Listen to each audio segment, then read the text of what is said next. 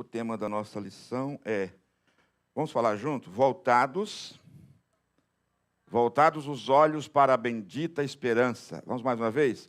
Voltados os olhos para a bendita esperança. É o que Paulo, escreveu em uma das suas cartas, aguardando, que é o nosso textuário, aguardando a bendita esperança e a manifestação da glória do nosso grande Deus. Nesse trimestre, irmãos, primeiro trimestre do mês ou do ano de 2021, a gente estudou sobre o verdadeiro pentecostalismo. Diga comigo, o verdadeiro pentecostalismo. Foi nosso tema desse trimestre, né? Nós discorremos sobre este assunto, e eu costumo dizer que as escolas bíblicas dominical das Assembleias de Deus, eu falo das Assembleias de Deus porque nós pertencemos à Assembleia de Deus. É exatamente um seminário, viu, irmãos, que a gente aprende muita coisa. E a primeira lição que nós estudamos foi sobre a pessoa do Espírito Santo. Dá para vocês ler daí? Ou está muito longo? Muito pequeno, né? Está muito pequeno. Mas quem está com a lição aí? Pega a sua lição e nós aqui, só para a gente recapitular, aqui, ó, na primeira página, né? Primeira página no sumário. Vamos lá. A lição de número 1, eu queria que vocês lessem para mim. Lição de número 1. Número 2. Número 3. A número 4. Número 5. O eu crucificado. A 6. Comprometidos com a ética do Espírito. 7. Cultuando a Deus com liberdade e reverência. Número 8. Com a palavra de Deus. Número 9. Número 10. O Senhor Jesus cura hoje. Número 11. A número 12. E a lição que vamos estudar hoje, vamos falar mais uma vez, voltados. Glória a Deus. Então, a gente vai estar estudando isso hoje. Quando a gente fala de voltar os olhos para a bendita esperança, e quando falamos de bendita esperança, nós estamos falando da segunda volta ou segunda vinda do nosso Senhor e Salvador Jesus Cristo. E é bom que você já fique sabendo, a volta do Senhor e Salvador Jesus Cristo se dará em quantas partes? Quem sabe me dizer? Quem sabe me dizer em quantas partes a segunda vinda do Senhor Jesus Cristo se dará? Como acontecerá a vinda do Senhor Jesus Cristo? Quem sabe me dizer como acontecerá a vinda do Senhor Jesus Cristo? Primeiro, nós temos o quê? Arrebatamento. Não se pode falar da vinda do Senhor Jesus Cristo, da segunda vinda de Jesus, sem não falar no arrebatamento, né? Ou o rapto da igreja, quando a igreja será tirada da terra. Esse acontecimento se dará exatamente no final de um período chamado período da graça, que é o período da igreja, é o período em que nós estamos vivendo. Quando você lê o livro do Apocalipse, você lê do capítulo 2 até o final do capítulo 3, você vai ver ali exatamente uma divisão dos 7 períodos de tempo da igreja na terra. Aquelas cartas que foram enviadas para as igrejas que estavam na Ásia, uma das interpretações daquela carta é significar tempos ou períodos, que nós chamamos de kairos, para determinar um período de tempo, de uma face da igreja. E nós estamos vivendo hoje no último período da igreja, que é representada pela carta da igreja enviada para Laodiceia, né? A última carta que foi enviada foi para a igreja de Laodiceia, ou a última carta que se fala, né? A igreja de Laodiceia. É exatamente o tempo que nós estamos vivendo hoje, irmãos, o período da igreja de Laodiceia. Nós precisamos de estar firmes e constantes, porque a volta do Senhor está muito perto. No final desta dispensação, que é chamada dispensação da graça, vai acontecer, então, um período chamado de 7 anos. 7 anos. Esses 7 anos, ele é exatamente o que vai acontecer aqui nesses 7 anos. Vai acontecer a segunda vinda de Jesus, que será dividida em 2 fases. Na primeira fase, Jesus vai vir até as nuvens do céu e vai arrebatar a sua igreja. A igreja vai subir, vai encontrar com o Senhor Jesus nos ares. O apóstolo São Paulo fala sobre isso, né? Num abrir e fechar de olhos, os mortos o quê? Ressuscitarão primeiro, e nós, os vivos, seremos o quê? Transformados e seremos arrebatados juntamente com ele para os ares, ou seja, encontraremos com o Senhor Jesus Cristo nos ares, e aí nós entraremos na cidade santa, no cortejo celestial, nas núpcias, nas bodas do Cordeiro. Quantos dizem amém? Mas, no final de 7 anos, e aqui vai acontecer muita coisa na terra, Israel estará aqui, na terra ainda, a igreja vai embora, mas Israel fica aqui. Aí vai acontecer a segunda fase da segunda vinda de Jesus, que aí a Bíblia fala que todo olho o verá. Aqui só vai ver a igreja, só a igreja, ante o toque da última trombeta. Os mortos ressuscitarão primeiro e os vivos serão transformados. Só os salvos é que verão ou ouvirão esse toque maravilhoso, esse vinde benditos de meu Pai, não é mesmo? Aqui a Bíblia diz que todo olho o verá. Aqui Jesus já não vai vir mais como ele veio na primeira vinda, veio humilhado, ele veio montado em um jumentinho. Aqui, na segunda vinda, quando ele virá, na segunda fase, será montado em um cavalo branco, e aí na sua coxa vai estar escrito Rei dos Reis e Senhor dos Senhores. Aí ele virá para dominar toda a terra e implantar o reino milenar. Amém?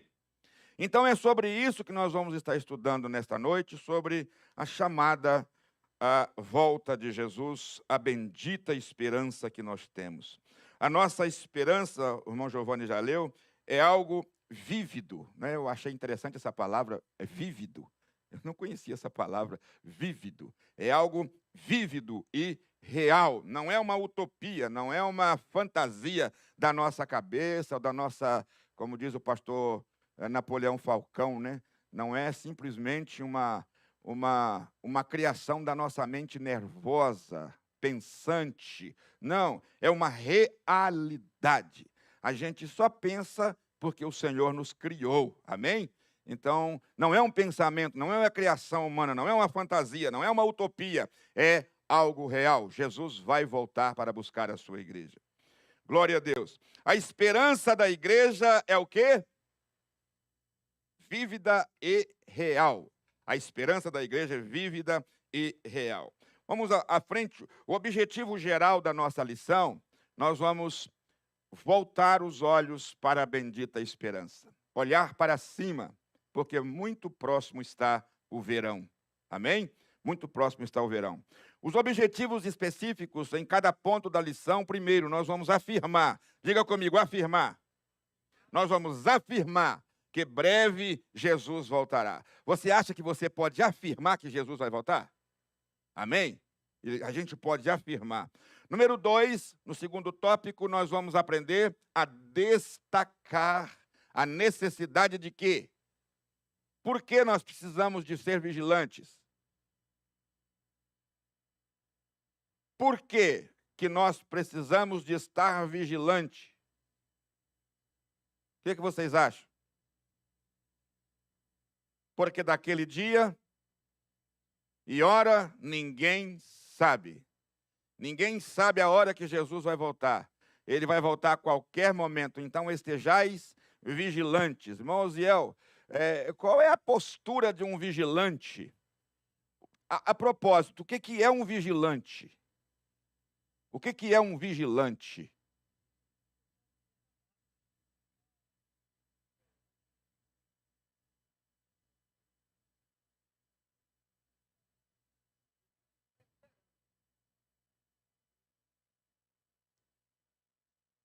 O vigilante é aquele que vigia alguma coisa, não é mesmo? Ele vigia alguma coisa. E muito bem colocado, ele precisa estar atento. Agora, ele vigia contra o quê? Por que o vigia tem que vigiar?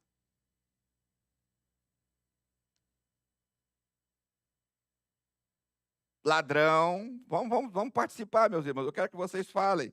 Por que o vigia tem que vigiar? Primeiro, ele está vigiando porque você acha que se fosse uma coisa que não tivesse valor, precisava ser vigiado? Não. Primeira coisa, a grande primeira necessidade de um vigia é vigiar aquilo que vale alguma coisa. Se não vale nada, então não há possibilidade de vigiar. Você acha que a volta de Jesus tem muito valor? Sim ou não?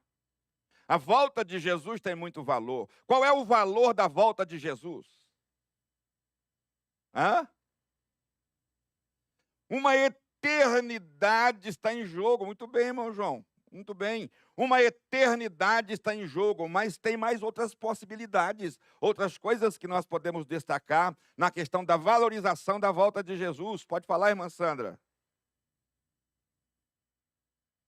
Nosso irmão, pode falar. Por que devemos valorizar a volta de Jesus? Que valor tem a volta de Jesus? Que valor tem a volta de Jesus? Podemos perder a oportunidade, não é?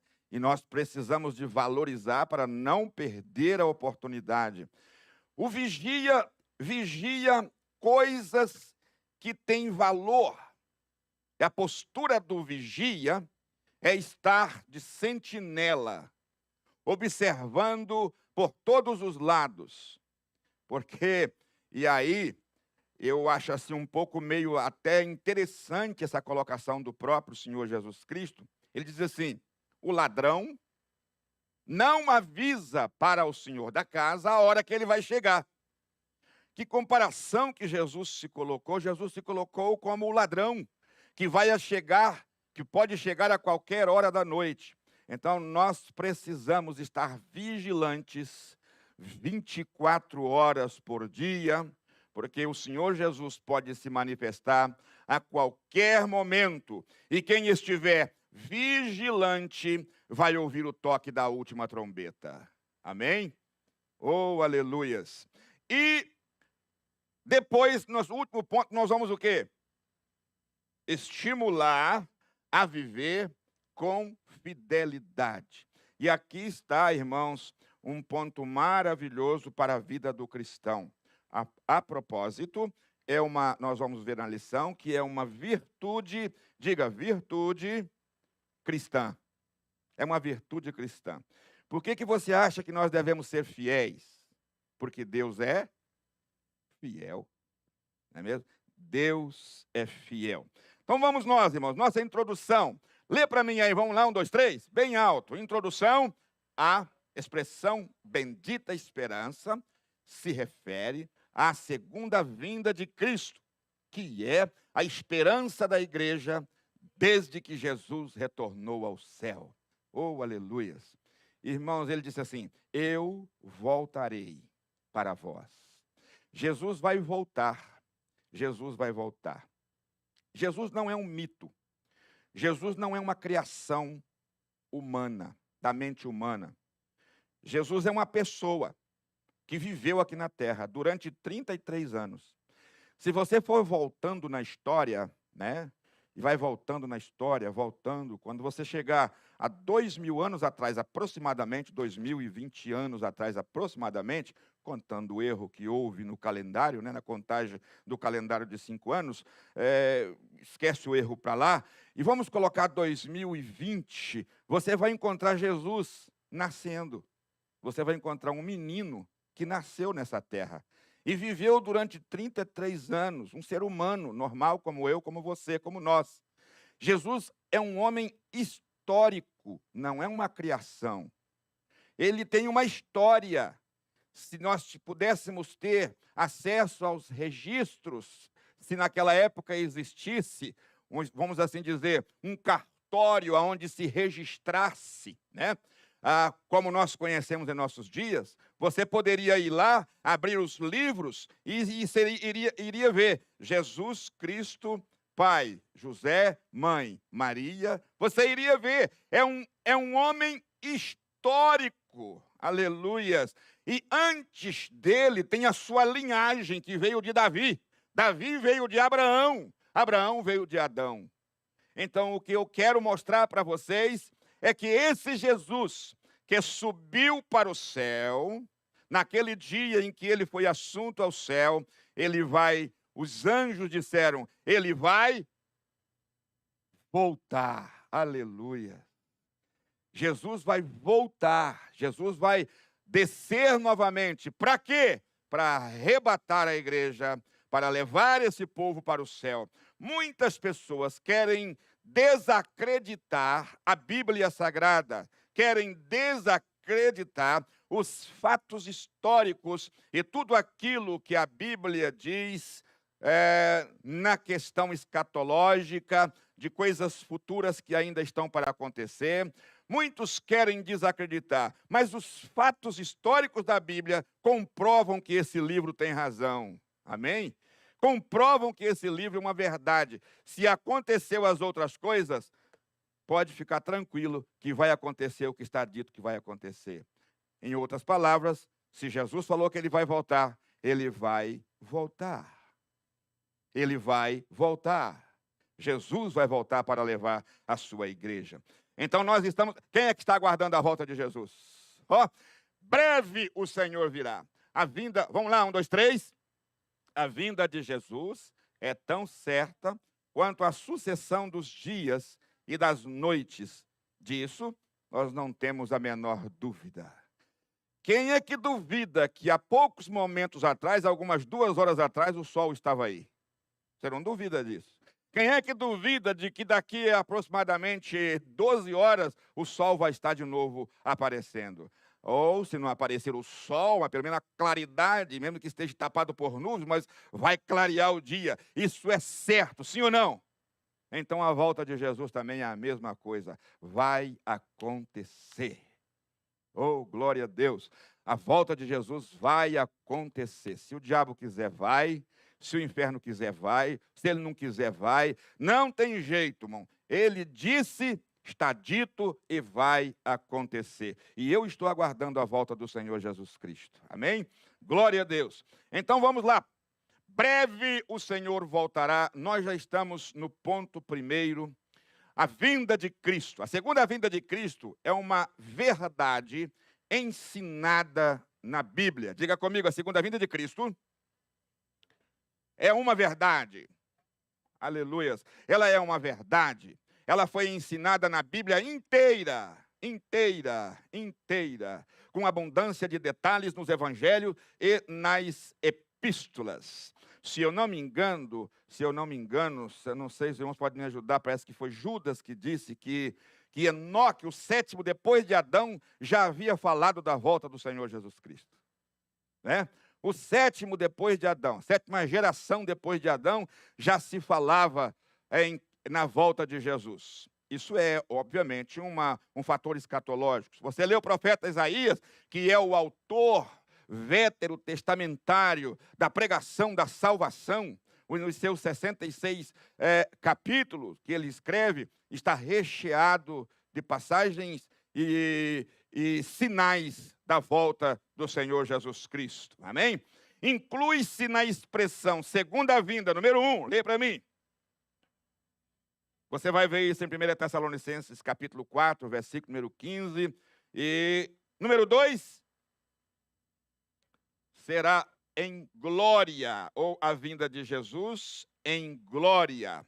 Aqui ele vem e arrebata a igreja, como eu já mostrei para os irmãos. Aqui ele vem em glória.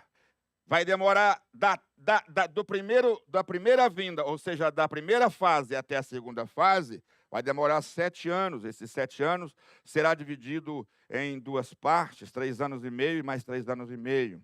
Os 3 primeiros anos e meio será anos de bênçãos, né? Aparente paz, maravilha, o mundo estará do jeito que eles querem, né? Então, não vai ter problema nenhum, entre aspas. Mas na segunda da metade, quando fizer 3 anos e meio, a Bíblia diz que o anticristo vai se assentar no templo de Deus em Jerusalém e vai exigir adoração. E quando ele exigir adoração, Israel não vai adorar, então será rompido a aliança que eles fizeram, e aí vem os problemas, os 3 últimos e meio anos do período chamado Grande Tribulação, serão momentos realmente angustiantes sobre a face da terra. Nesse período, acontecerá muitas mortes, né? Milhares e milhares de pessoas morrerão. Na Batalha do Armagedon, por exemplo, no final dos 3 anos e meio, quando o Senhor Jesus vai se manifestar aqui, né? Vai estar acontecendo o conflito mundial, talvez a chamada Terceira Guerra Mundial. Aqui, meus irmãos, vai morrer tanta gente que um profeta diz que durante 7 meses eles estarão tentando enterrar os seus mortos. O próprio Israel estará tentando enterrar os seus mortos. Tamanha será a luta, mas ele vai se manifestar com poder e grande glória para implantar o reino milenar sobre a terra. Quantos dizem amém? Então nós temos aqui, a segunda vinda de Jesus é uma... Não, fala mais forte, é uma promessa de Jesus. A segunda vinda foi Jesus quem prometeu. Jesus prometeu voltar para nos buscar e nos levar para onde? Para o céu. Glória a Deus. Glória a Deus. Preste atenção no que eu vou lhe dizer. Eu vou só dar uma pincelada e vou parar, porque eu quero que você passe a pensar nisso daqui para frente. Quando Deus criou o homem para viver aonde? No Éden, no jardim do Éden, não é isso? E Deus falou com o homem assim, irmão João: não coma dessa árvore, porque no dia que dela comer, certamente morrerás. Essa proposta de Deus, ou essa vaticinação divina, significa que, se ele não comesse, ele não morreria. Se ele não morresse, ele iria viver para sempre. Aonde? No jardim. O jardim é no céu ou na terra? Na terra. É lindo isso. Em outras palavras, se o homem não tivesse caído, Adão estava no nosso meio até hoje. Sim ou não? Já pensou você olhar dentro dos olhos de Adão, Matusalém, Enoque, aquela turma toda? Talvez a gente não existisse aqui, né? Talvez a gente ainda não tivesse nascido. São suposições. Eu estou levando vocês a pensar, por favor, a pensar. Nada vai mudar o que está, mas nós podemos pensar. E aonde eu quero chegar? Preste atenção. O Senhor Jesus vai voltar para levar a gente para onde? Para o céu. O nosso foco mudou. Deus é maravilhoso, Deus é fiel, Deus é bom. Quando ele percebeu que o homem havia pecado, e ele já tinha um plano na eternidade, o plano dele foi executado. Esse grupo, esse povo que me aceitar, eles terão um lugar juntamente comigo no céu, no paraíso. Você se lembra quando o ladrão lá na cruz, um dos ladrões na cruz, disse assim: Senhor, eu vou parafrasear agora. Senhor, eu reconheço que tu és o Senhor, tu és rei. O Senhor está aqui nessa cruz, mas o Senhor é rei. Eu sei que o Senhor tem um reino. Eu sei que o Senhor tem um reino. Disse, Senhora, lembra-te de mim. O ladrão da cruz ali manifestou um monte de coisa. Ele viu que Jesus não ia morrer. Ele viu que eles não conseguiriam acabar com Jesus ali. Aí ele revela, ele faz um monte de revelação ali. Aí uma delas ele disse assim: lembra-te de mim quando estiveres ou quando entrares no teu reino. Olha que fé. Ele creu que Jesus era o dono da vida. Que Jesus era capaz de sobreviver àquilo que ele estava passando. Ele era capaz de sobreviver à morte. Aí Jesus olha para ele e diz assim: hoje mesmo estarás comigo aonde? No paraíso. O Senhor criou um paraíso para a igreja. Aleluia. Nós não vamos voltar para o Éden terreno, mas nós vamos para o Éden celestial. Viver com ele de eternidade a eternidade. A igreja tem esse privilégio. E se você ler o livro do profeta Oséias, você vai entender o porquê que a igreja tem esse privilégio. Primeiro, porque os filhos de Israel, aqueles que trouxeram o Messias, rejeitaram-no, mas a igreja abraçou o Cristo vivo e nós hoje temos um paraíso lá no céu. A Bíblia diz que está debaixo do trono de Deus, irmãos. Aquele que vencer herdará todas as coisas, não é mesmo? Não é isso que o texto sagrado diz? Aquele que vencer herdará todas as coisas. Número 1, vamos ler aqui. 1, 2, 3, primeiro versículo, são promessas. Primeira promessa, 1, 2, 3. Não se turbe o vosso coração. Credes em Deus, credes também em mim. Primeira promessa, vamos mais uma promessa. Na casa de meu pai há muitas moradas. Vou preparar lugar, mas, e quando eu for, vos preparar lugar, virei outra vez, e vos levarei para mim mesmo, para que onde eu estiver, estejais vós também. Oh, aleluias! Louvado seja o nome do Senhor. No livro do Apocalipse, o Senhor Jesus disse assim: quem vencer se assentará comigo no meu trono, assim como eu venci e me assentei com meu Pai, aonde? No trono. No trono, não é mesmo? Que maravilha. Olha, uma promessa de Jesus. Vamos lá então. 1, 2, 3. Aqueles, pois, que se haviam reunido, perguntaram-lhe dizendo: Senhor, restaurarás tu nesse tempo o reino em Israel? Interessante isso aqui. Diga comigo: restaurarás tu nesse tempo o reino em Israel? Quando Jesus chegou na terra, quem era o império terreno? Quem que dominava a terra todinha? Roma. Os romanos dominavam a terra. Os romanos tinham o poder. No ano 70, aproximadamente, depois de Cristo, o general Tito invade Jerusalém, destrói Jerusalém, toma posse de tudo, acaba com tudo. Mas antes disso, Roma já havia vencido os gregos e assumiu o controle mundial. O império era romano, o império era forte, era um império poderosíssimo. E os filhos de Israel, inclusive os discípulos, porque essa pergunta foi feita pelos discípulos, eles esperavam que o Messias, e a verdade, quase todos os profetas, ou todos os profetas que profetizavam a respeito da vinda do Messias, eles falavam de um Messias. Eles falavam de um Messias, Messias, o quê? Rei. Mas esse rei aqui não era um rei da forma que nós vemos o seu reinado. Era um reino político. Israel esperava o filho de Davi.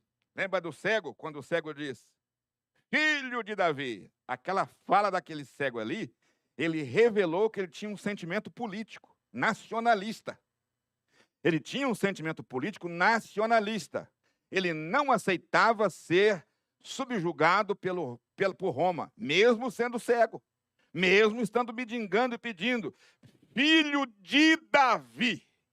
Ele reconhecia que Cristo era rei. Aleluias, glória a Deus.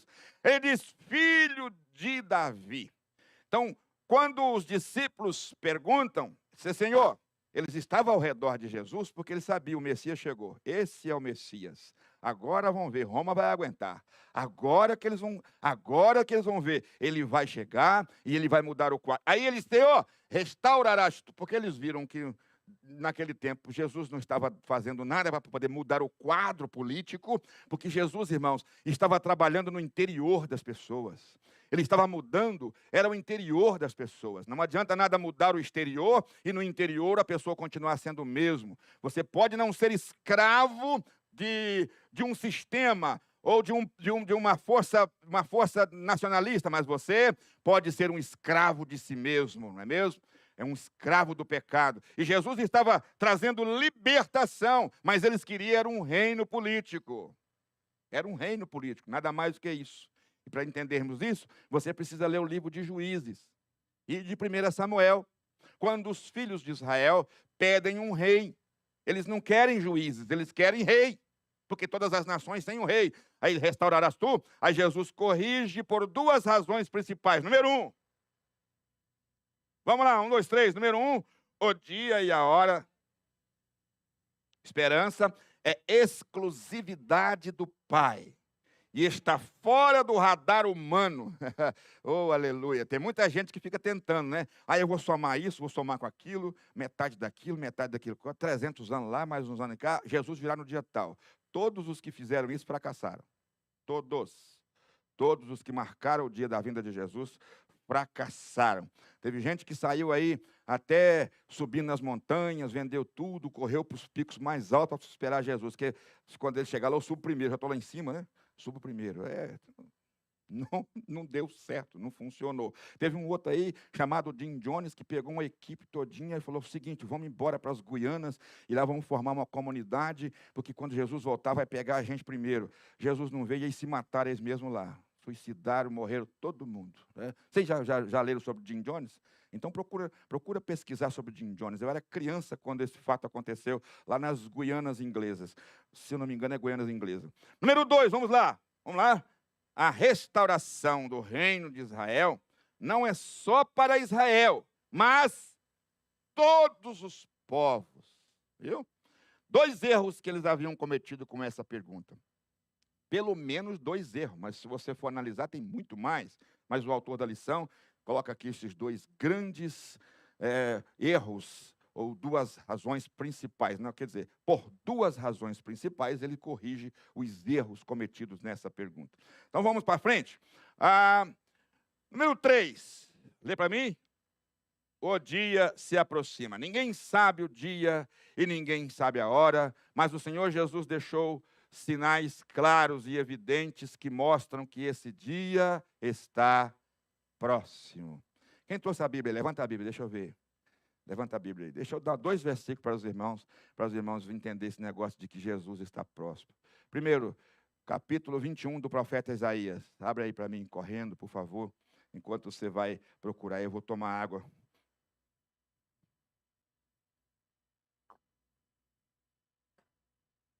Eu gosto desses 2 versículos, porque eles me explicam em que tempo nós estamos, irmão Gustavo. Capítulo 21, verso 14 do profeta Isaías.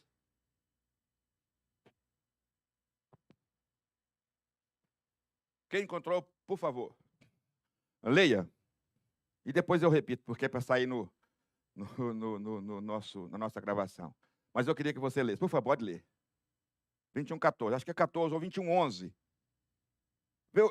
Vê o 14. Não, então é o 11. Isso.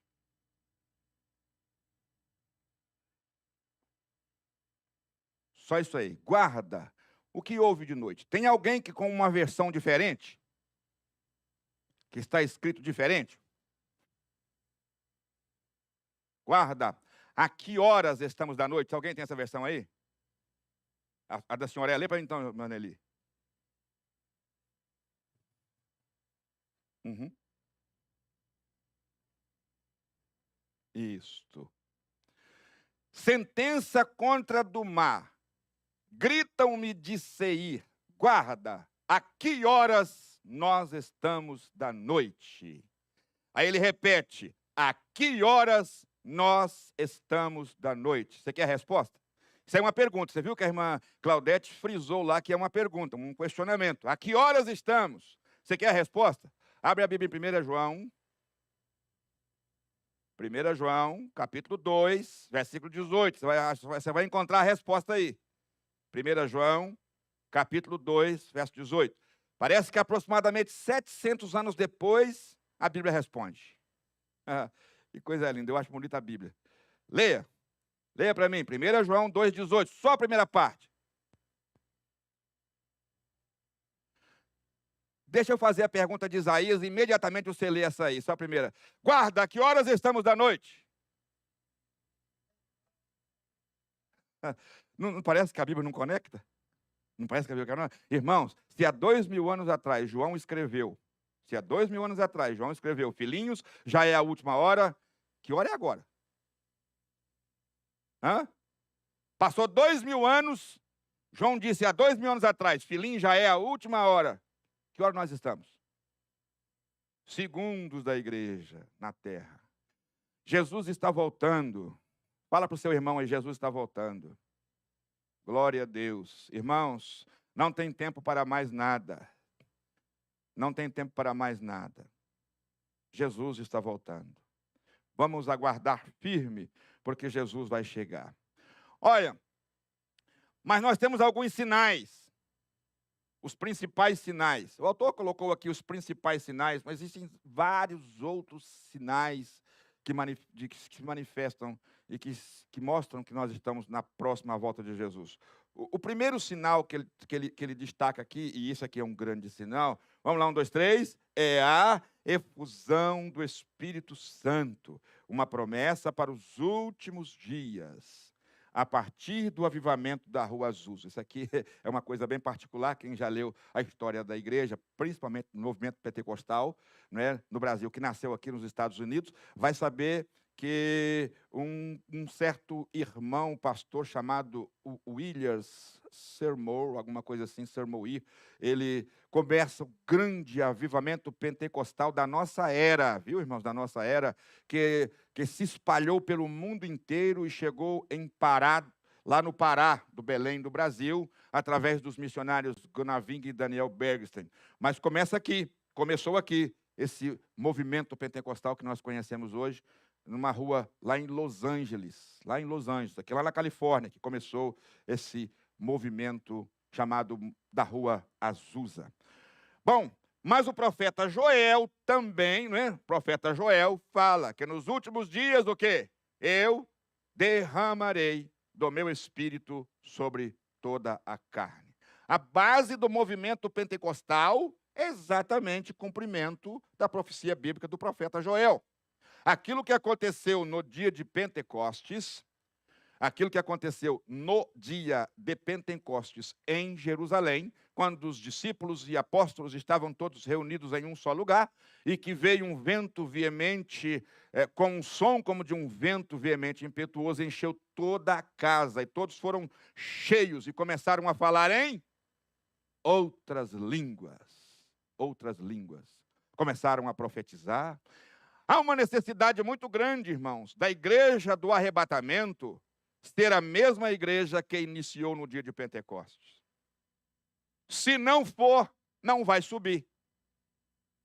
Se a igreja do arrebatamento não tiver o mesmo fervor, não tiver a mesma qualidade da igreja do Pentecostes, ela não poderá subir. Não há possibilidade, porque a noiva do Cordeiro deve estar adornada. E os adornos é exatamente a presença do Espírito Santo na vida dele. Interessante isso, o tempo não me permite, mas eu vou apenas dar uma pincelada para os irmãos pensarem. Eu gosto de fazer vocês pensar.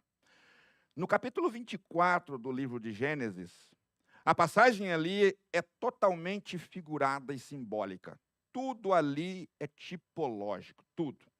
Existia um homem chamado Eliezer, que era o servo de quem? Quem sabe me dizer? De Abraão. Era o servo de Abraão. Eliezer, no capítulo 24 de Gênesis, ele representa o Espírito Santo. Você conhece a história? Se não conhece, eu vou apenas pincelar para você entender. Abraão quer arranjar uma esposa para o seu filho Isaac, que estava triste porque a mãe dele havia morrido. Aí, então, ele chama o seu criado, aquele que estava com ele na sua casa, chamado Eliezer ou Eliezer, e diz: vai lá na terra dos meus familiares e traga para mim uma moça para se casar com Isaque. Olha, tudo aí é uma tipologia. E aí, ele albardou, como é que é? Como é que se fala? Uau, essa palavra é difícil, né? Albardou os jumentos, uma leva de 10 jumentos, encheu de presentes e desceu para a cidade ou para as terras de Padã Arã, aonde que eram as terras de onde veio Abraão, para encontrar uma esposa para Isaque. Isaque representa quem? Cristo. Cristo representa Cristo. Ele vai em busca de quem? De Rebeca. Rebeca representa quem? A igreja. E Eliezer representa quem? O Espírito Santo. Agora preste atenção. Eliezer representa o Espírito Santo. O Espírito Santo, representado em Eliezer, levou um jumento cheio de presentes. 10. Cheio de presentes para Rebeca. Preste atenção, que coisa linda, não é? O Espírito Santo veio do céu e trouxe para a igreja muitos presentes, que são dons espirituais, que são poderes, que são dons, que são ministérios, que são coisas que ele trouxe. O Espírito Santo está conosco. Aí alguém diz assim: mas para ter o Espírito Santo não precisa falar em língua estranha. Eu concordo que o Espírito Santo, para ser cheio do Espírito Santo, você não necessita de falar em línguas estranhas, você não necessita profetizar, não necessita, você não necessita disso. Sim, mas eu sei que você tem, porque o Espírito Santo é o Espírito Santo. O Espírito Santo não é o adorno são os dons que ele dá. E aí, meus amados irmãos, quanto mais adornada, mais o noivo vai gostar. Oh, aleluias! Quanto mais adornada, mais o noivo vai querer. Porque, na verdade, foi o pai Abraão, que representa Deus, que mandou encher de presente os jumentos e levar para adornar a moça, para trazer, para encontrar com Isaque. Ela não poderia vir de qualquer maneira, só a moça em si. Ela precisava de vir a moça, mas os adornos que o Espírito Santo, que a Eliezer colocava nela. Você entendeu a figura? Falar em línguas estranhas é adorno. Impor as mãos sobre o enfermo e curar em nome de Jesus é adorno. Ou profetizar é adorno. Interpretar, quando alguém falar em mistério perto de você e você interpretar, é um adorno do Espírito Santo. Eu preciso falar em língua para ser salvo? Não, você já tem o Espírito Santo, mas você precisa ficar mais bonito na fita para encontrar com o Senhor nos ares. Aleluia! É só entender a figura. É só entender a Bíblia Sagrada, é só ver a figura. Mas vamos à frente, porque o tempo não nos permite ir mais. Vamos lá.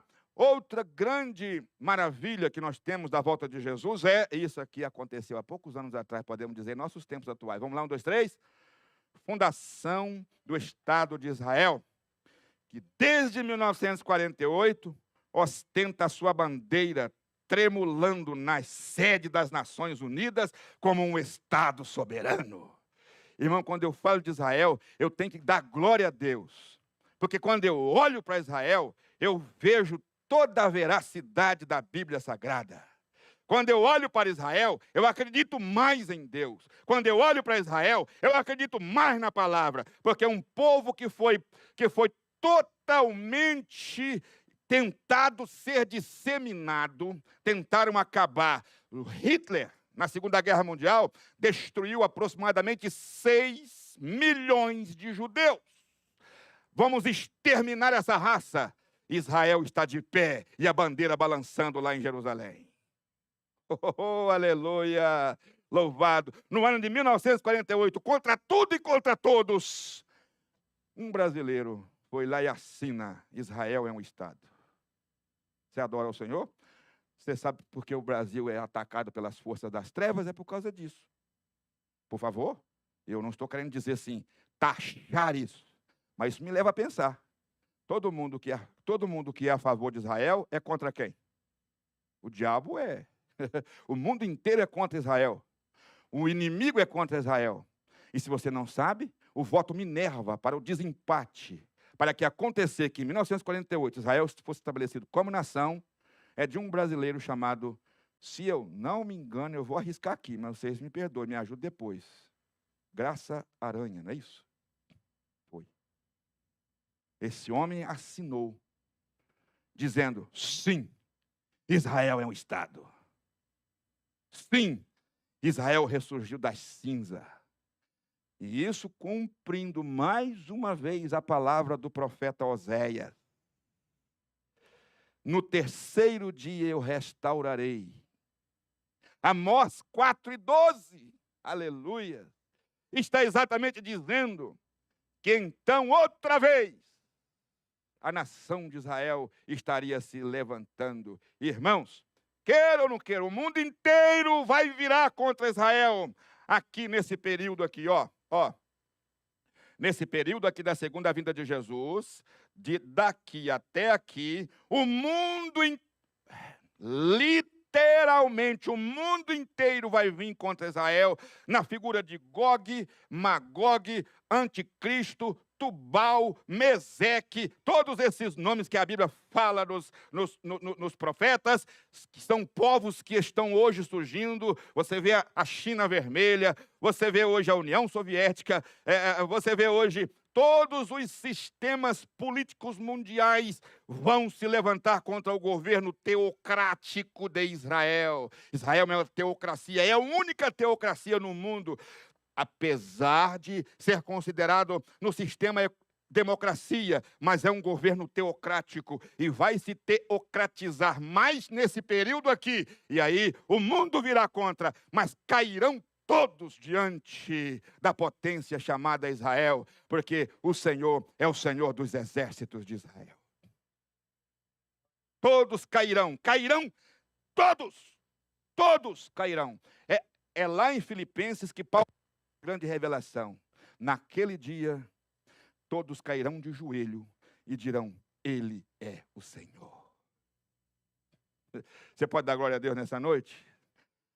Então está aqui a bandeira de Israel balançando, tremulando, né? Gostei dessa palavra, tremulando nas Nações Unidas. É uma revelação, um grande sinal de que o nosso Deus vive e de que Ele cumpre as suas promessas, e se Ele fez isso, Ele falou que vem, então fica aguardando, porque Ele vem. Ele vem. Vamos para frente? Tópico 1, síntese do tópico 1. A vinda de... Vamos lá, 1, 2, 3. A vinda de Cristo é tão certa quanto a sucessão de dias e estações, porque o nosso Senhor garantiu. Ponto 2. Nós temos aqui uma grande necessidade. Bom, já que isso é verdade, né? Parece que Pedro diz assim, que pessoas vos convencerem em santo trato e piedade, havendo de perecer todas essas coisas, havendo de cumprir tudo aquilo que o Senhor Jesus disse, né?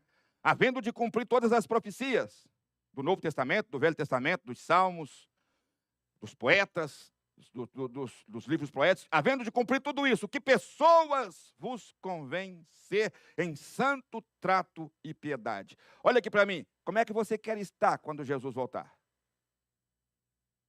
Hã? Como é que você quer estar por ocasião da manifestação da glória do nosso grande Deus?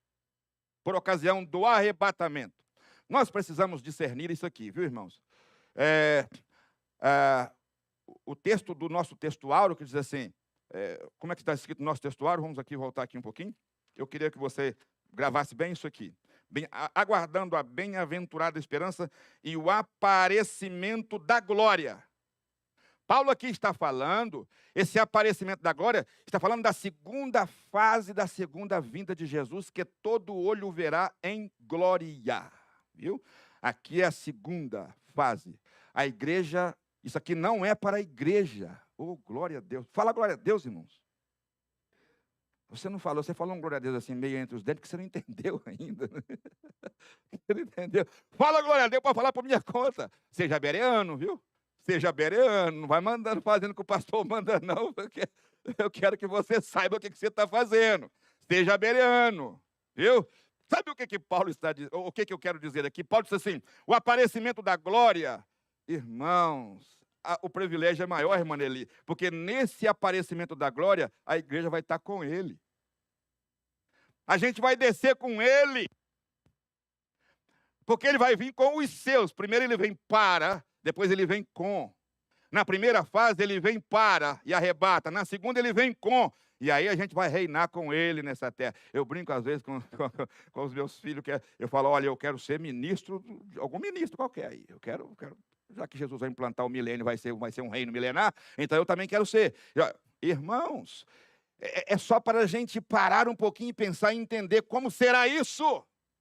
Jesus vai vir com a igreja, com a igreja, com a igreja, com a igreja. Isso significa vencemos, estamos com Ele. Glória a Deus. Essa manifestação da glória é quando a gente vai descer com Ele. Aleluia. E, irmãos, quando Jesus tocar, o tempo é muito curto, irmãos. Isso aqui é estudo para seminário, escatologia. Quando Jesus tocar no Monte das Oliveiras, que ele pôr a planta do pé no Monte das Oliveiras, o texto sagrado diz que vai romper, vai rasgar um vale e vai correr um rio. Oh, aleluia. A geografia da terra vai mudar nessa manifestação da glória do nosso grande Deus. A geografia vai mudar, a terra vai tomar um solavanco, porque o Rei dos Reis, o Senhor dos Senhores, o Deus da eternidade, o Criador, vai pisar na terra outra vez. Escuta aqui, você já viu aquele salmo de que a terra é o estrado dos pés do Senhor? Já viu aquele salmo? Estrado. Você sabe o que é estrado? Eu estou ilustrando para você entender a grandeza de Deus. Sabe o que é estrado? Estrado é quando você senta numa cadeira, aí vem um criado e coloca um negócio, coloca debaixo para você colocar o pé para descansar. Isso é o estrado. Lembra? Dá para você imaginar? Se você fizer força no estrado, você pode fazer o quê? Quebrar ele. Oh, aleluia. O meu mestre, o nosso mestre, o meu Deus, o seu Deus, o Criador, vai chegar e vai só dar um toque assim na terra, e ela vai abrir. Oh, aleluia. O texto sagrado diz que um rio correrá. Um rio. E aquele rio vai trazer vida para as nações. Que a terra não aguentou. Aquele rio dará peixes, dará árvores, vai nascer árvores, vai dar saúde para as nações. O nosso Jesus vai chegar e vai trazer o melhor sistema político que já houve na extremidade da terra. Oh, aleluia. Aquilo que os homens estão tentando, Jesus vai simplesmente colocar em prática, porque Ele é o príncipe da paz. Você pode adorar o Senhor?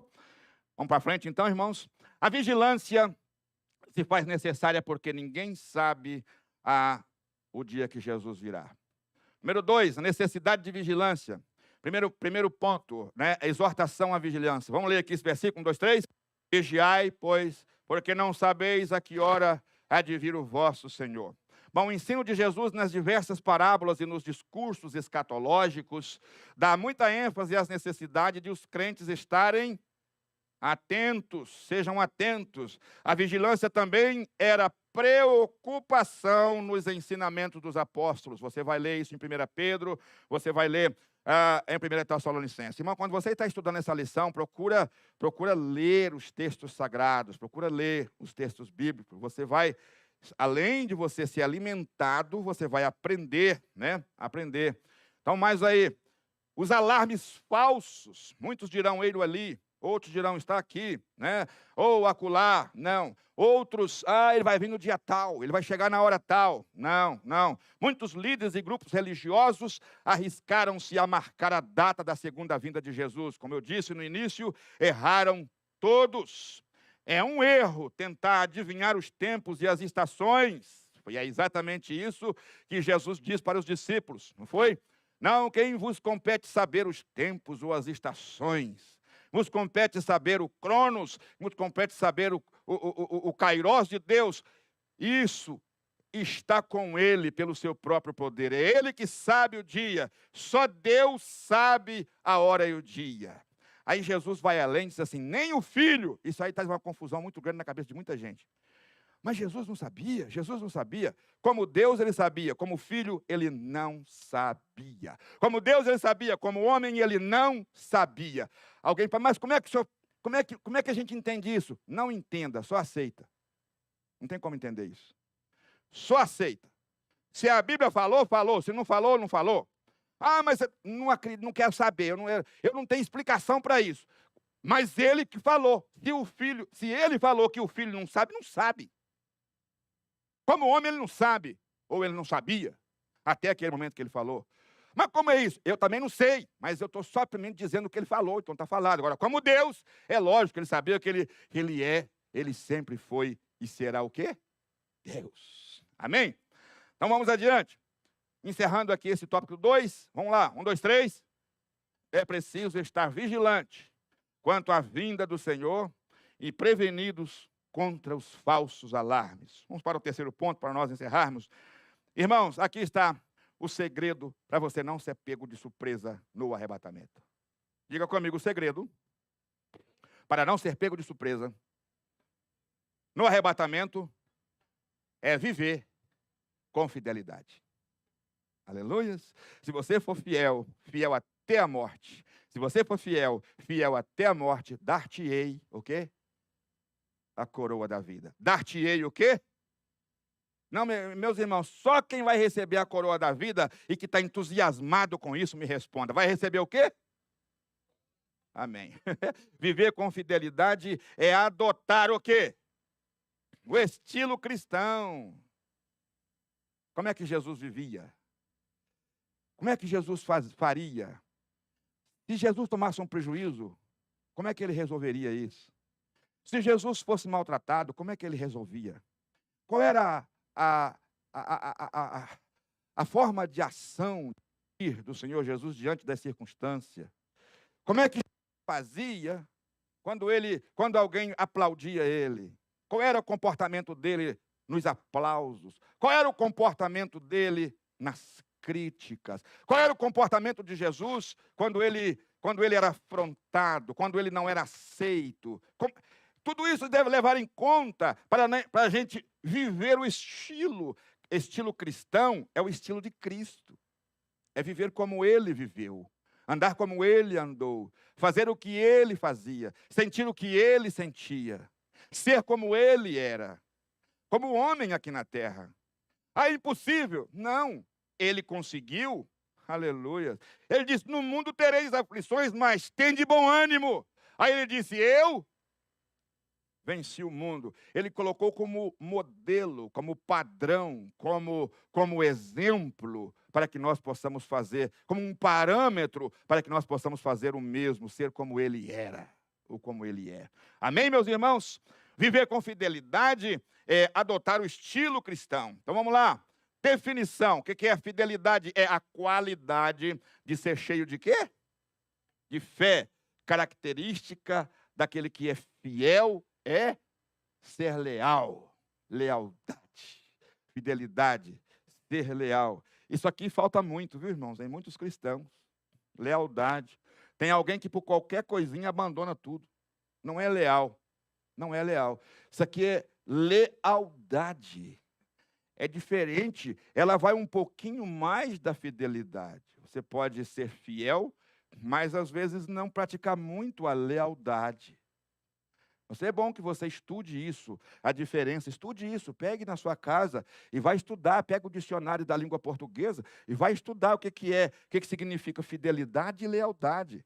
São palavras sinônimas, mas que têm diferenças. Fidelidade é uma demonstração de fé, lealdade, respeito, constâncias nos compromissos. Vamos ler de novo isso aqui, gente? Todo mundo lendo, vamos lá, 1, 2, 3. Fidelidade, fé.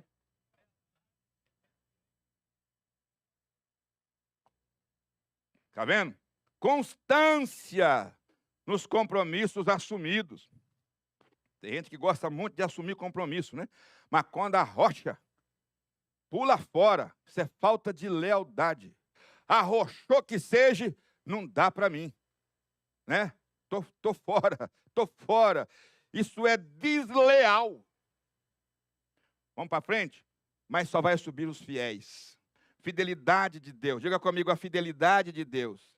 Você sabe por que Deus exige fidelidade? Porque Ele é fiel. Ele é fidedigno. A verdade é um dos atributos morais de Deus. A verdade é um dos atributos morais de Deus, do qual reflete outras perfeições divinas, dentre as quais a fidelidade de Deus. Deus é fiel. Diga, Deus é fiel. Aleluias. Deus é fiel. E é por isso que nós estamos aqui nessa noite, por causa da fidelidade dele. Assim como Deus cumpriu a promessa da vinda do Salvador no mundo, de igual modo, a segunda vinda podemos considerar como um fato o quê? Incontestável. Aleluia. O profeta Isaías profetiza: eis que a virgem conceberá. Sim ou não? E ela concebeu? E o menino veio? Veio. E o mesmo Deus falou que ele voltaria. Os anjos lá em Jerusalém. Este Jesus que dentre vós, Betânia, né? Betânia. Esse Jesus que dentre vós foi assunto aos céus, ele mesmo que voltará. É incontestável. Para frente, para não nós encerrarmos. Está aqui a fidelidade como uma virtude cristã. A fidelidade é uma das virtudes cristãs provenientes do Espírito na vida do crente. E aqui está a árvore, né? O fruto do Espírito que produz as árvores, e que eu falei com os irmãos, aqui está o adorno. Está vendo? Aqui está o adorno da noiva. Oh, aleluias. Está aqui. Apesar de ser considerado como fruto do Espírito, mas também faz parte daquilo que Deus deu. Daquilo que Deus deu para o homem. Deus, é interessante, presta atenção no que eu vou lhe dizer aqui agora. Os adornos, eles funcionam da seguinte maneira. Esses aqui, eles nascem de dentro para fora, que é o fruto. É exatamente uma consequência do Espírito Santo dentro de você que vai gerar de você mesmo, vai mudar o seu, eu não vou dizer que vai mudar o seu temperamento, mas vai ter uma força muito grande na sua personalidade. O seu caráter vai ser transformado. Você vai ser totalmente transformado e tudo aquilo que era ruim em você se transformará nisso aqui por causa da presença do Espírito Santo. Vai gerar fruto. Mas os dons são colocados em nós. Aleluia. Você entendeu? Os dons é algo que vem de lá para cá e é doado a nós. Esse aqui, e vem pelo Espírito Santo. O Espírito Santo nos doa alguma coisa. Agora esse aqui, o Espírito Santo gera de dentro de nós. Você pode adorar o Senhor nessa noite? Crente, irmãos, ele é de fora para dentro e de dentro, de fora para dentro e de dentro para fora. Crente é para todo lado. Aleluia. Alguém disse assim: Deus só quer o coração. Primeiro que Deus não é açougueiro. Ele quer o corpo inteiro, a alma inteira e o espírito inteiro. Então ele vai atuar nas 3 áreas. Glória a Deus. Vamos para frente aqui então. Nós encerrando, nós temos aqui os tempos e as estações, né? E disse-lhes: não vos pertence. Uma outra versão diz: não vos compete. E eu gosto mais da versão não vos compete, que parece que Jesus deu uma puxada de orelha dos discípulos. Vocês estão preocupados com o tempo? Vocês estão preocupados com o tempo? Por que vocês não se preocupam em produzir frutos? Por que vocês não se preocupam em ser igual a eu? Seja como eu, porque tanto lá como aqui, deu para você entender? Quem é como Jesus não depende do lugar onde ele está. Ele é. Você pode dar glória a Deus? Então, não se preocupe com quando é que vai, quando para quê? Não, já aconteceu. Jesus está aí ou não está? O céu já está dentro de você. É isso que Jesus estava dizendo para os discípulos: ei, vocês ainda não entenderam, não vos pertence, não vos compete saber tempos, ou estações que o Pai estabeleceu pelo seu próprio poder. Aí o texto continua: mas, o quê? Poder, mas o quê? Ao descer sobre vós o Espírito Santo, e ser-me-eis Meus irmãos, é isso que Jesus está dizendo. Olha, o tempus cronos é a contagem, é aquilo que se conta. Cronos aqui é 2 anos, 10 anos, 20 anos, 50 anos, 100 anos. O kairos, traduzido para estações, que é o kairos, é um tempo incontável, a gente não sabe quando. Não sabemos o dia nem a hora, eu não sei, mas tem um tempo de Deus. Deus conhece, o tempo é dele, não é o nosso. Que Deus nos abençoe, irmãos, que Deus nos ajude. Para encerrarmos aqui, ponto 3, síntese do tópico. Vamos lá, 1, 2, 3, bem forte. A fidelidade é um dos atributos morais de Deus que se espera achar no crente. Vamos ficar de pé? Eu já vou orar e voltar a palavra para o irmão Giovanni, e ele vai concluir aqui, né? Glória a Deus. Vamos orar nesse instante. Eu quero fazer uma oração com a igreja. Depois o irmão Giovanni estará encerrando. Amado Jesus, nós queremos te agradecer por essa oportunidade, pela esta palavra, por esta lição maravilhosa que nós aprendemos nesta noite a respeito da sua volta. Nos ajuda a continuadamente estar esperando a qualquer momento a manifestação da tua glória. Pai, obrigado por esta noite em nome de Jesus. Amém.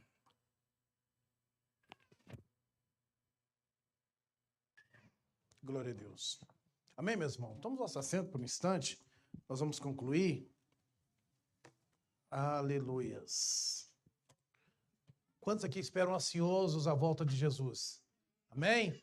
Mas depois desse ensino, nós temos ainda mais certeza, né, de que Jesus irá voltar, né? Os sinais estão aí, as confirmações estão aí, de que Jesus irá voltar para poder buscar a sua igreja. Amém? A nossa conclusão, perdão, a nossa conclusão nos diz assim, vamos todos ler junto aqui em uma só voz, vamos lá?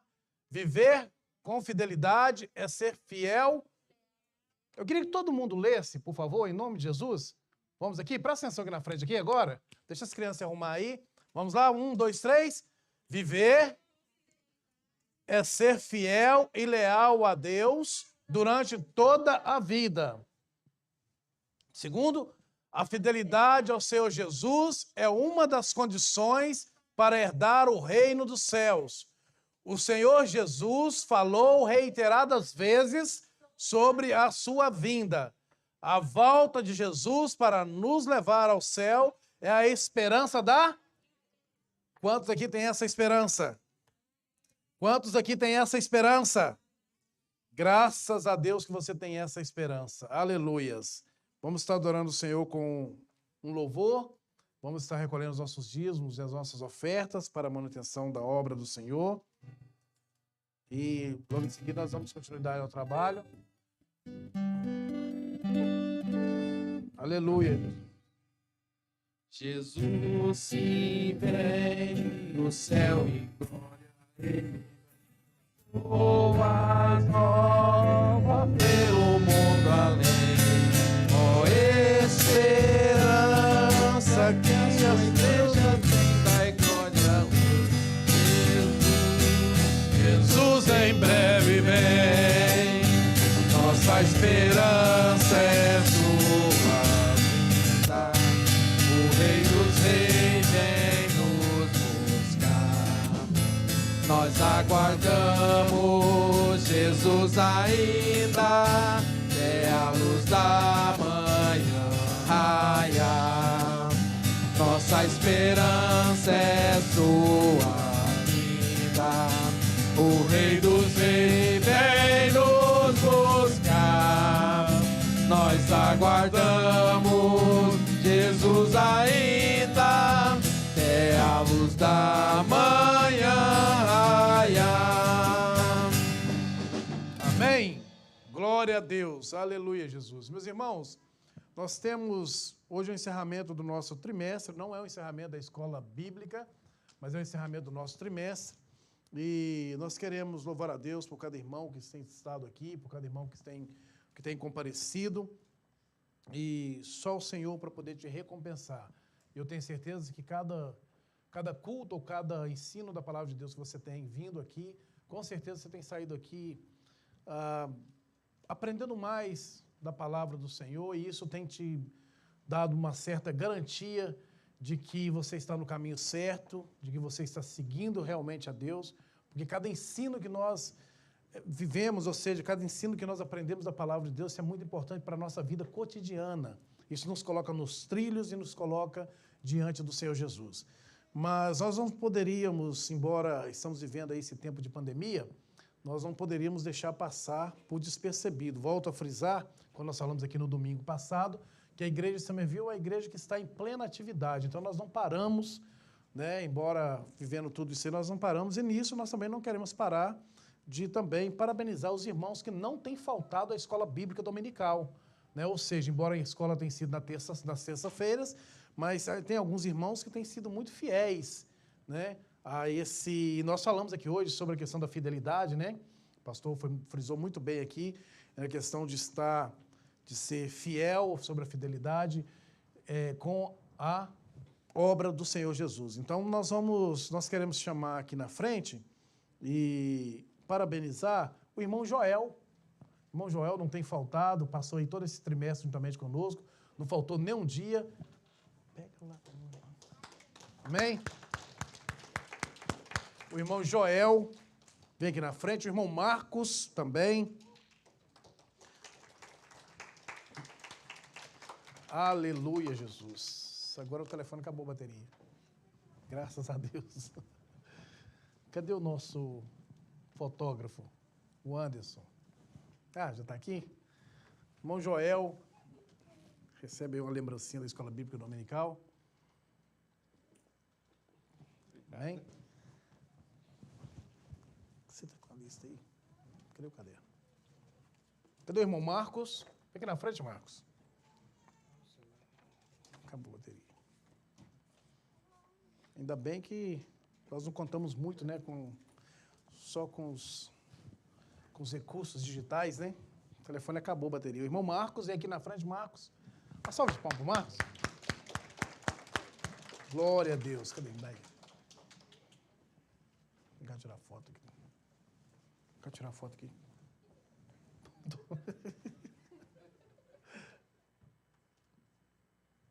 Isso.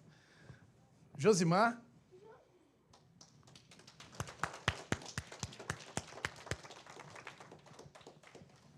Aleluia. Cadê o irmão Josimar? Depois também já se prepara o irmão Anderson.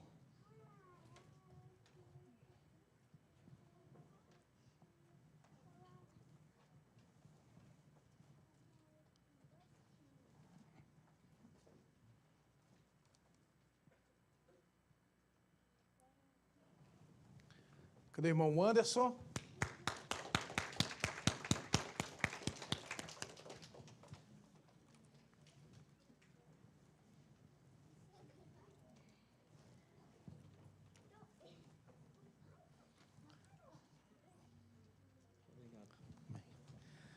Irmã Jeane.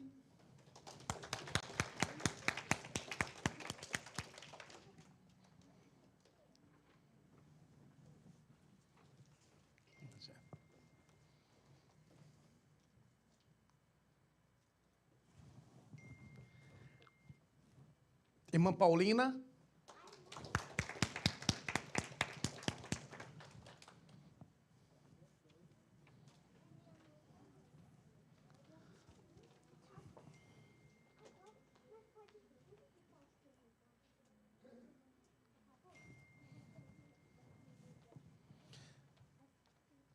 Irmã Leni.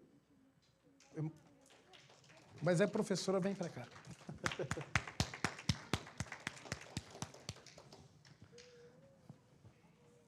A irmã Leni teve uma falha justificada, mas é uma pessoa que está aí junto conosco, né? E tem nos ajudado muito ali com a sala das crianças, então nós não poderíamos deixar de presenteá-la. Amém, irmãos?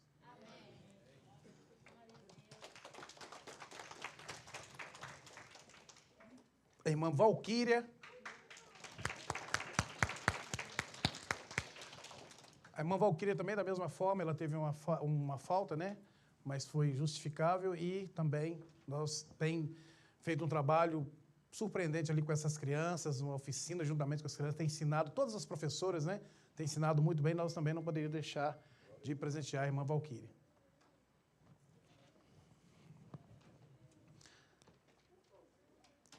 irmã Maísa.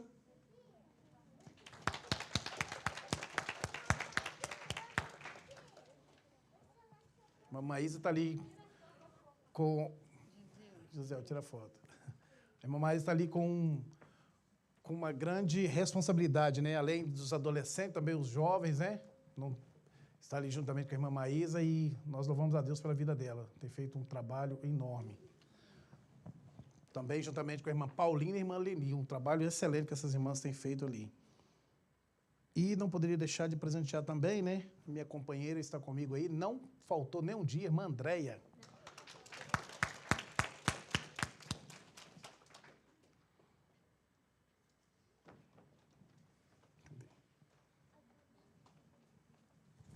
Dá de cá.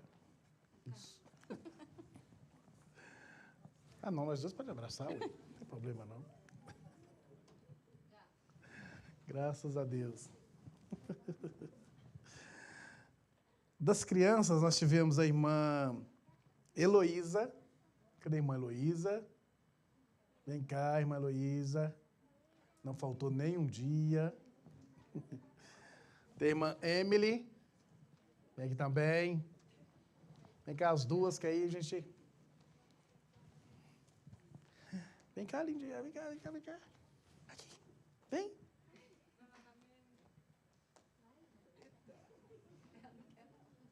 Toma. Toma.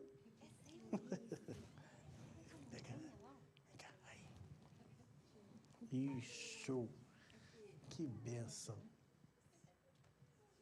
Isso aí. Pode ir agora. A irmã Sara, cadê ela? Cadê a Sara? E a irmãzinha também, a irmã Isabelle, né?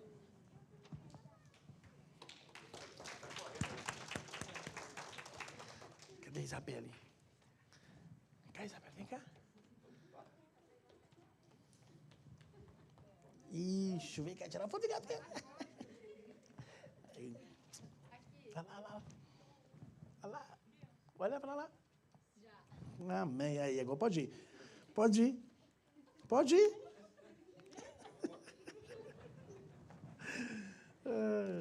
Amém, meus irmãos? São esses aí, né? Então nós louvamos a Deus pela vida. Vamos uma salva de palmas para os irmãos que não faltaram. Aleluias, glórias a Deus. Né? Aleluia, Jesus. Então nós louvamos a Deus pela vida desses irmãos que estão aí juntamente conosco, fazendo essa obra. E isso serve para incentivo, né? Cada irmão que tem comparecido. A irmã... Esqueci, Alain, o nome dos seus filhos aí. É justificável porque ela quebrou a perna, né? Machucou a perna, então não pôde vir, mas está aí presente todos os dias, né? Todas as terças-feiras. Então nós louvamos a Deus pela vida dos irmãos, Maico, Gabriel também. Né? A Kíssila, teve uma falha só, né? Uma falta só. Vitor. Aí o Vitor falou comigo assim, você podia considerar na nossa falta e dar presente para nós também, né? Mas eu louvo a Deus por essas crianças, eles estão muito empenhados, irmãos. Eu peço aos pais que não deixem... Hein? Tá julgando causa própria. Não, todos eles. Eu cheguei ali na salinha ali, um falou comigo, eu não vim por causa do meu pai. Não vou falar quem é, não, mas... né? Então, pai aí, filho está cobrando, né? Então, vamos comparecer. Amém, meus irmãos? Vamos colocar de pé? E na próxima lição, vamos dar início à lição, ao segundo trimestre. A nossa próxima lição já começa falando sobre os dons e deu dons aos homens.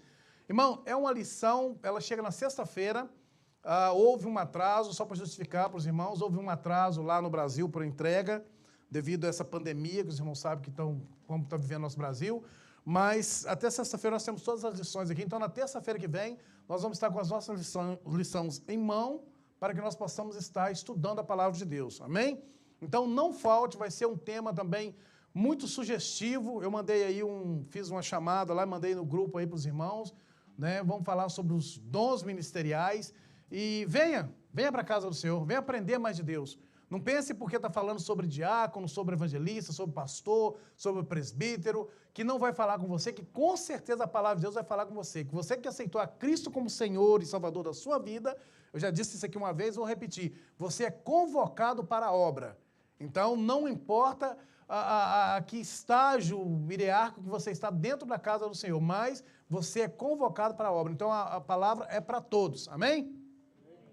Vamos orar? Senhor, nosso Deus e Pai, Deus Santo, nós queremos mais uma vez te louvar, agradecer, Senhor, por esse privilégio único que o Senhor tem nos concebido essa noite.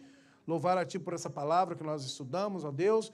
Sabemos, ó Pai, que ela nos fortalece, Senhor, para caminhar ainda mais, ó Pai, para esperar o arrebatamento da igreja. Deus, sê conosco, sê com essa igreja, Pai. Desperta os teus servos, desperta, ó Deus, para poder estar buscando da Tua palavra. Sabemos, ó Pai, que nós temos procurado, Senhor, manter a Sua obra firme, ó Deus, representada diante da Tua presença e diante da Tua palavra, Pai. Por isso eu te peço, em nome de Jesus, ser conosco, nos capacita ainda mais a cada irmão, a cada servo teu, a cada um, Senhor, os professores que têm se empenhado, ó Pai, de poder estar ensinando essas crianças, ensinando os jovens, ensinando os adolescentes, também, ó Deus, a classe de adulto, a cada irmão que tem comparecido, que tem buscado a Tua presença, ó Deus. Enche do Teu Espírito Santo, Pai. Faça transbordar em nome do Senhor Jesus. É o que nós lhe pedimos, ó Pai, e lhe agradecemos em nome de Jesus. Amém? Faça com as tuas mãos, que a paz e a graça do nosso Senhor e Salvador Jesus Cristo, o grande amor de Deus, a comunhão, a consolação do Espírito Santo esteja sobre nossas vidas e todos juntos nós dizemos, graças a Deus.